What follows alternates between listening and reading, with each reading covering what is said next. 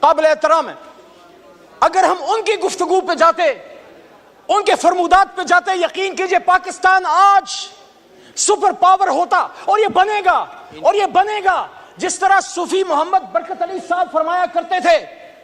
وہ کہتے تھے تمہیں جنگل میں تنکے چنتا ایک ملنگ یاد آئے گا جب وہ کہا کرتا تھا ایک وقت آئے گا کہ دنیا کے فیصلے پاکستان اور اسلام آباد کی ہار نامے ہوں گے.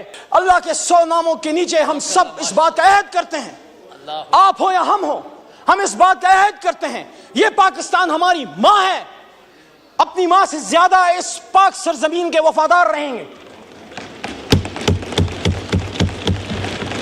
اور اس کے بعد قائد اعظم بیرسٹر محمد علی جناح نے جو باتیں کی تھی، میرے بڑے بھائی تارڑ صاحب بیٹھے ہیں، لاؤ میں میرے سینئر ہیں. عوام تو چن لیتی ہے، اس عوام نے تو چنا، لیاقت علی خان کو بھی چنا.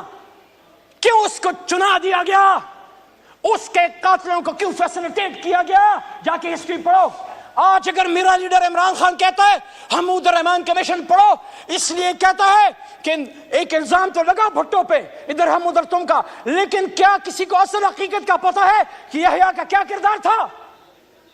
وہ یہ نہیں کہہ رہا کیسے حالات پھر ہو، خدا نہ کرے معاذ اللہ یہ ملک تا قیامت رہے گا، لیکن اس سے سیکھیں، اس کو پھانسی چڑھا دیا دوسرے کو، بھٹو کو. آج میں یہاں بطور سیاسی کارکن ڈیمانڈ کرتا ہوں جناب ڈپٹی اسپیکر صاحب، پاکستانیوں کو بتایا جائے ایک ایسی خاتون جو کھڑی ہو گئی، اس کو لیاقت باغ میں جب شہید کیا گیا، قوم کو بے نظیر بھٹو کے قاتلوں کا اصل چہرہ دکھایا جائے، اس پہ جوڈیشل کمیشن بنایا جائے.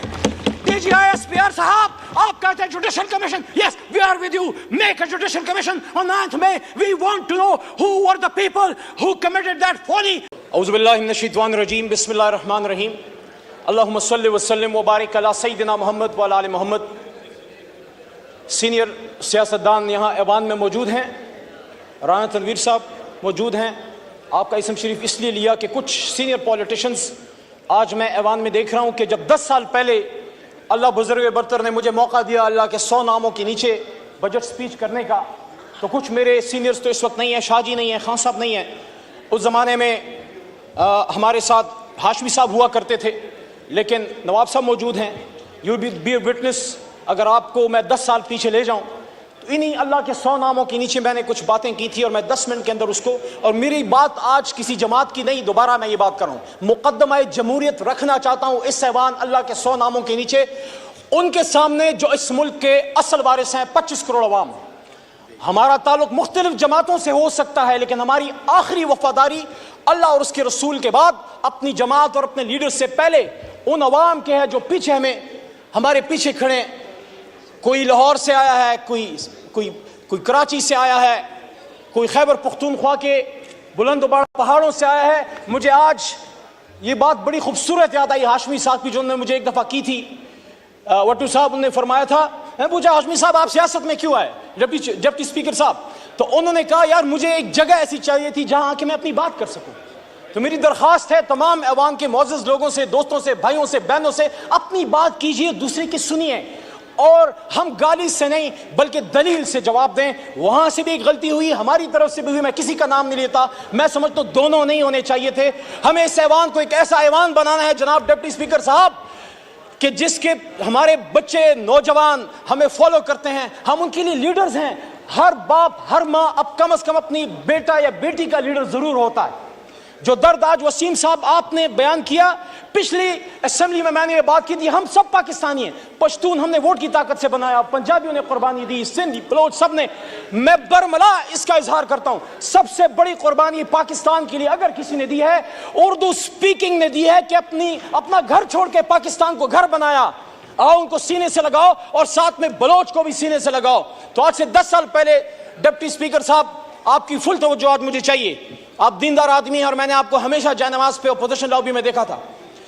میں نے 10 سال پہلے بات کی کہ اللہ ان 100 ناموں کے نیچے الرحمن الرحیم الملک القدوس السلام المؤمن المحیمن العزیز الجبار المتکبر خالق البارئ المصور الغفار قہار الوہاب الرزاق الفتاح علیم القابض الباسط الخافض الرافع المعز المذل سمیع البصیر الحکم العدل اللطیف الخبیر حلیم العظیم الغفور الشکور العلی الکبیر الحفیظ المقیت الحسیب الجلیل الکریم الرقیب المجیب الواسع الحکیم الودود المجید الباعث الشہید الحق وکیل القوی المتین الولی الحمید المحصی المبدی المعید محی الممیت الحی القیوم واجد الماجد الواحد الاحد الصمد القادر المقتدر المقدم المؤخر الاول الاخر الظاہر الباطن والی المتعال البر التواب المنعم المنتقم عفو الرؤوف المالک الملک ذو الجلال والاکرام رب المقسط الجامع الغنی المغنی المانع الضار نافع النور ہادی البدیع الباقی وارث الرشید الصبور. اللہ کے 100 ناموں کے نیچے ہم سب اس بات کا عہد کرتے ہیں، آپ ہو یا ہم ہو، ہم اس بات کا عہد کرتے ہیں یہ پاکستان ہماری ماں ہے، اپنی ماں سے زیادہ اس پاک سرزمین کے وفادار رہیں گے.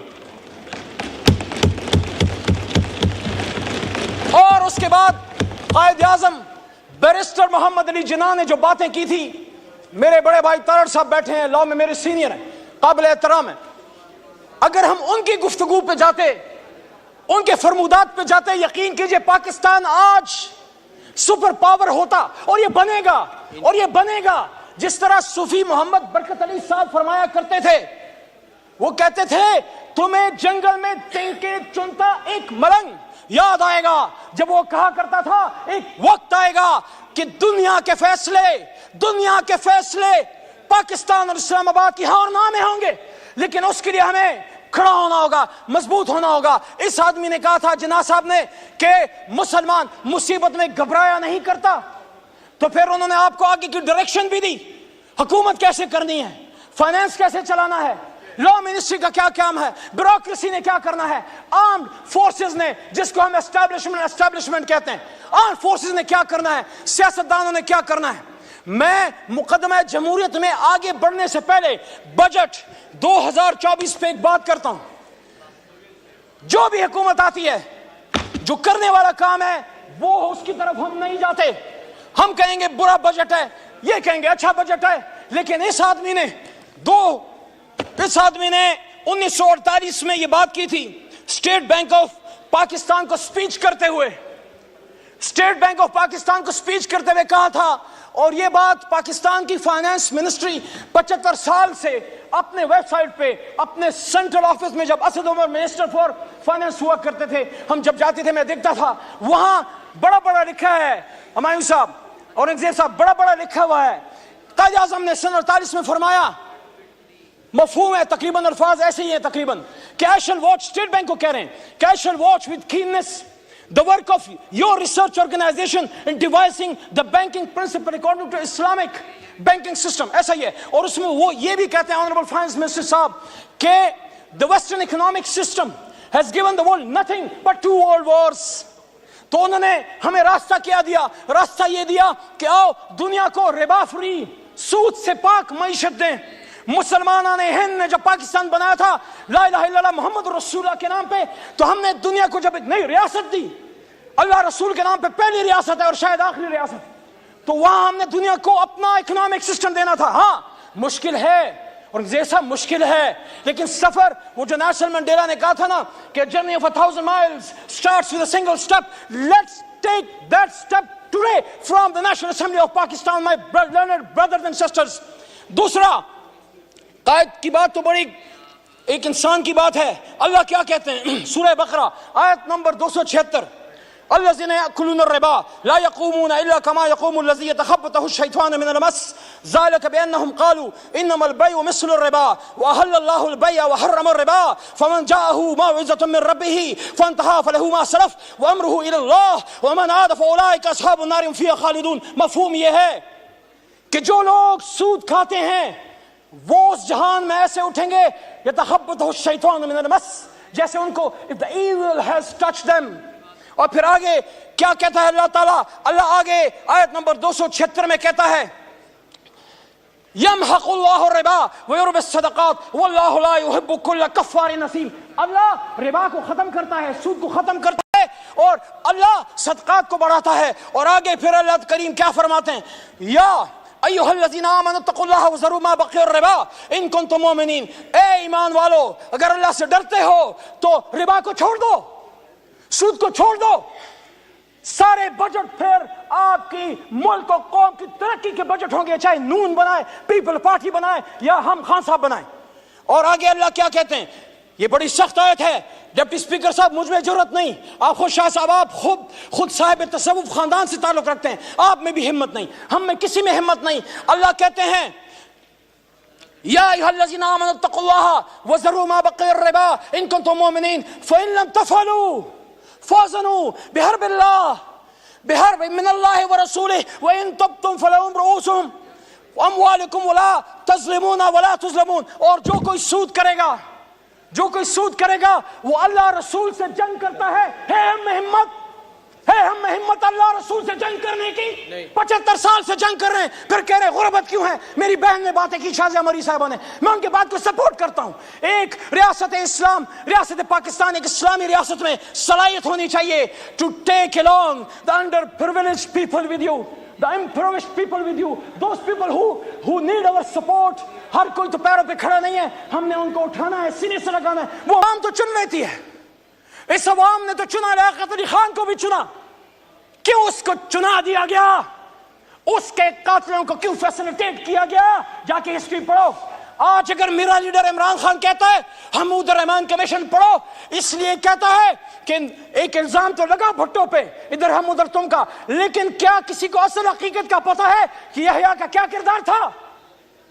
وہ یہ نہیں کہہ رہا کہ ایسے حالات پھر خدا نہ کرے, معاذ اللہ, یہ ملک تا قیامت رہے گا, لیکن اس سے سیکھیں, اس کو پھانسی چڑھا دیا دوسرے کو, بھٹو کو. آج میں یہاں بطور سیاسی کارکن ڈیمانڈ کرتا ہوں جناب ڈپٹی اسپیکر صاحب, پاکستانیوں کو بتایا جائے ایک ایسی خاتون جو کھڑی ہو گئی, اس کو لیاقت باغ میں جب شہید کیا گیا, قوم کو بے نظیر بھٹو کے قاتلوں کا اصل چہرہ دکھایا جائے, اس پہ جوڈیشل کمیشن بنایا جائے. DGISPR صاحب آپ کہتے ہیں judicial commission, yes we are with you, make a judicial commission on 9th May. We want to know who were the people who committed that folly. جس نے بھی کیا ہے, ہم میں سے ہے, کسی اور میں سے ہے. میرا لیڈر تو اس جیل میں تھا, حراست میں تھا, اس پہ جوڈیشل کمیشن بنائیں, لیکن جس نے کیا اس کو سزا دیں. میری بوڑھی ڈاکٹر یاسمین راشد کا کیا قصور ہے؟ آپ ہی کی طرح, ماں جی آپ ہی کی طرح کی وہ سینئر سٹیزن ہے, کرونا میں ہیرو ہے اس قوم کی. یاسمین راشد کے ساتھ ساتھ ہماری عالیہ حمزہ کا کیا قصور ہے؟ شاہ محمود قریشی کا کیا قصور ہے؟ ایک سینئر پولیٹیشن, پاکستان کے لیے جدوجہد کرنے والا, ریمنڈ ڈیوس کے معاملے پہ استعفیٰ دینے والا. میرے جناب ڈپٹی اسپیکر صاحب, میں آج اس ایوان میں کہنا چاہتا ہوں, میں سائفر کیس کے ایک دن رہا, میں عدالت جاتا رہا, عمران خان بری ہوا ہے. میں کہتا ہوں سائفر پہ جوڈیشل کمیشن بنائیں, اور جو بات محترم نواز شریف صاحب کے پرسنل ان کے ترجمان مسٹر محمد زبیر صاحب نے کی تھی کہ اس وقت آرمی چیف نے انہی کے ایک شخصیت لیڈر میاں صاحب کے الزام ہے, اس پہ بھی کمیشن بنائے. میرا سوال یہ ہے کب ایسا کیوں ہوتا ہے؟ ایک منتخب وزیر اعظم کے ساتھ ایسا کیوں ہوتا ہے؟ 88 میں جب بے نظیر صاحبہ کی حکومت آئی, 90 میں IGI کس نے بنائی؟ کہ اس کو 5 سال پورے نہیں کرنے دیا. اور اگر نواز شریف آ گئے 90 میں تو 93 میں جتنا بھی کوئی قصور تھا, آرمی چیف کو برطرف کرنے کا اختیار قانون نے دیا تھا نواز شریف کو. کیوں اس کی حکومت ختم کی گئی؟ 99 میں کیوں نواز شریف کو ہتھکڑیاں ڈال کے بھیجا گیا؟ کیوں بھیجا گیا؟ تو جب میں نواز شریف کی اس کے خلاف اگر اینٹی جمہوریت کوئی کام ہوا ہے تو میں پھر اس ایوان کے سامنے مقدمہ کیوں نہ رکھوں؟ کیا آپ کے سابق وزیر اعظم آپ کو نہیں پسند, آپ اس سے نہیں ایگری کرتے سیاست سے؟ اس پہ لائف اٹیک, 1-2 منٹ جی, اس پہ آخری اٹیک ہوا, لائف اٹیک ہوا, باڈی میں 4 گولیاں کھا کے 350 دنوں سے جیل میں ہے. اس پہ جوڈیشل کمیشن کیوں نہ بنے؟ کتنی بے نظیر, کتنے لیاقت علی خان, کتنے بھٹو قربان کرو گے؟ ہزاروں سال نرگس اپنی بے نوری پہ روتی ہے, بڑی مشکل سے ہوتا ہے.